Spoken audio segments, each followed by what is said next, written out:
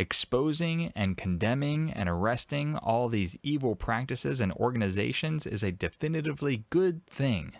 I am not doubting that whatsoever, but you have to understand that the enemy is not one-sided, and there is a reason all these things are being brought to the forefront. The enemy is going to capitalize this and redirect people into what is known as a false light. To see what's going on here, we're going to start with a symbol that is used in some variation in multiple governments throughout time. That is the double-headed phoenix or double-headed eagle. You can see this one here for the Freemasons, which has the 33 degree at the top. According to Wikipedia, the double-headed eagle is typically associated with the concept of an empire, a symbol of power and dominion. It was used in the Roman Empire, and scholars say that it may be even older than that, and its original meaning is somewhat debated. However, if we look to the 33-degree Freemason Albert Pike, who has several Luciferian quotes, we can see what they believe the double-headed phoenix or eagle means. This is the cover of his book, Morals and Dogma, and you can clearly see the double-headed eagle is rising out of chaos or ashes. The Ordo ab Chao below means order out of chaos. Two eagle heads feeding one body, and the heads are opposed, with enlightenment or 33 degrees at the top. According to the Masonic Dictionary, we get a very interesting definition. They say we are certain that the emblem is one of the oldest in the world, and from its nature we are justified in believing that it symbolizes a duality of power, a blending of two names, two functions, and two dominions in one body. In other words, these two eagle heads, which seem opposed to one another, are still satisfying the same purpose, which is to feed the one body. You see this principle in politics as well. The right versus the left, the Democrats versus the Republicans. One appears to be against the other, but ultimately they still satisfy the same demands of greed and money and corruption. When one has a problem, the other has a solution. When that one has a problem, the other one has a solution. But again, ultimately they are unified under certain principles and ideals. Going back to Albert Pike, there's a letter that is attributed to him, although there is some debate, and we can see this duality of opposing power feeding one body at play. And this is the most important quote that you must apply to the current situation at hand. He says, "We shall unleash the nihilists and the atheists, and we shall provoke a great social cataclysm, which in all its horror will show clearly to all nations the effect of absolute atheism, the origins of savagery, and of most bloody turmoil. Then everywhere the people will be forced to defend themselves against the world minority of the world revolutionaries, and will exterminate those destroyers of civilization, and the multitudes disillusioned with Christianity, whose spirits will be from that moment without direction and leadership, and anxious for an ideal, but without knowledge where to send its adoration, will receive the true light through the universal manifestation of the pure doctrine of Lucifer, brought finally out into public view. A manifestation will result from a general reactionary movement, which will follow the destruction of Christianity and atheism, both conquered and exterminated at the same time." In summation, what Albert Pike is saying, according to Luciferian doctrine, is that they will unleash or make highly prevalent people that are nihilists or destroyers and atheists, the destroyers of civilization, those that adhere to a new world order. We will make them popular across the world to where it creates immense public rebellion. And at that point, there will be a catalytic reaction, a revolution, in which people will be ripened to accept the Luciferian doctrine of light so that they can escape these nihilists that are destroying their lives. It is through this false freedom and false liberty movement that we will capture people's attention and lead them to Lucifer.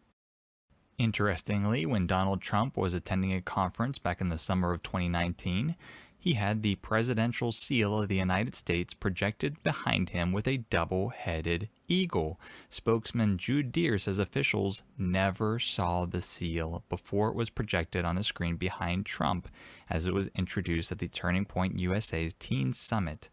The real seal has a bald eagle clutching arrows in one set of talons and an olive branch in the other. Again, only a one-headed seal, but do you really think it's an accident that the double-headed phoenix or double-headed eagle, which originates from Rome and has links to Freemasonry, was altered and portrayed behind him? Interesting. Now, some might say that Trump is draining the swamp. There is no way that he could be presenting a false light. He is the one that is going after the elites. He is the one trying to destroy the New World Order. If he was part of the evil one's agenda, isn't that like kingdom against kingdom? He has to be good. Well, let's explore this from some other practical examples as well as from a biblical and scriptural text. Here's one example. Pope Francis ordered Cardinal Burke to clean out Freemasons from the Knights of Malta. Many people have shown the Jesuit agenda and Pope Francis's agenda, which is evil. However, there are Freemasons, which likewise are evil and have an agenda. But you see, there is infighting between those two. Is it kingdom against kingdom? Because Jesus said a kingdom that fights against its own kingdom cannot stand. If you only look at this from the flesh perspective, it is kingdom against kingdom. However, from a spiritual perspective, Satan doesn't care if one group attacks and kills the other. As long as people die in their sins, spiritually, his kingdom is aligned. It only appears as though in the flesh that there is infighting. Or how about using the example of Alice Bailey, who is a self-professed Luciferian? She says, in regards to the NWO, they have stood behind governments and politicians. They have controlled the electorate. They have financed the world businesses and controlled oil, coal, power, light, and transportation. They control publicly or sub rosa, in secret, the world's banking accounts. The menace to world freedom today lies in the devious and lying machinations of the Zionists. What Alice Bailey wants is what Albert Pike wants. She believes in a Zionist-controlled New World Order that is taking freedom away from people, and she wants to free people in a spirit of false liberty to the false light bearer of Lucifer. While it appears that Alice Bailey is doing a righteous thing by trying to set humanity free, she is working for the devil, even though she seemingly postures herself as against the New World Order. Again, you have to see things according to the Spirit versus the flesh. One other example which grieves me deeply, but it needs to be shown, to show the dangers of always thinking that there is a righteous and an unrighteous side to things, is Anthony Bourdain. Many truthers upheld him as a hero or even a martyr because he was taken out by the NWO as he tried to expose the elite child rings. Again, they put him in a good light. However, you can see that Bourdain was a Luciferian himself. He engaged in this C word, and there are some very disturbing pictures on his Instagram. And his girlfriend is also a self-attesting Luciferian. So again, he is not to be upheld as some type of martyr or hero.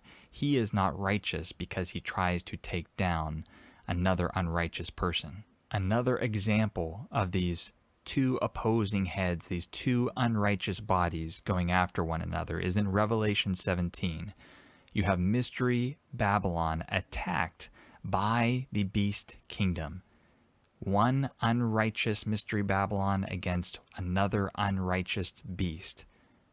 And you see that God uses everyone, some as vessels for honorable use, some for vessels of dishonorable use. And if there are two unrighteous bodies or two unrighteous entities, God will use an unrighteous vessel for dishonorable use to pour out wrath on another dishonorable vessel. Just because something that is unrighteous or someone that is unrighteous is seemingly going after or attacking another evil person in the flesh does not make that person righteous. It satisfies this duality of power, which is seemingly in opposition, just like the symbol of the double-headed phoenix or eagle.